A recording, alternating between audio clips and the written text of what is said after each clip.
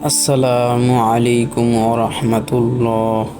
প্রিয় দর্শক, আমরা অনেকেই জানি না আমাদের নামাজ কাজা হয়ে যাচ্ছে কেন। অধিকাংশ সময় দেখা যায় আমরা নামাজ পড়তে পড়তেও নামাজ কাজা করে ফেলি। এর পেছনে কারণ কি? ইনশাআল্লাহ আজকে আমরা জানব। যে নামাজগুলো কাজা হয়ে যায় অধিকাংশ সময় এর পেছনে হারাম খাবার খাওয়া, গুনাহে জড়িত থাকা, হয়তো নিজের উপার্জন হারাম অথবা সুদের কারবারে জড়িত, কিংবা এমন হোটেলে বা রেস্তোরাঁয় খাবার খাওয়া হয় যেখানে হালাল হারামের কোনো পরোয়া করা হয় না।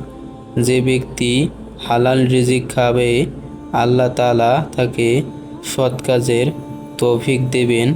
সে স্বাচ্ছন্দ্যে নামাজ পড়বে, নেক কাজ করবে এবং শান্তিপূর্ণ জীবনযাপন করবে।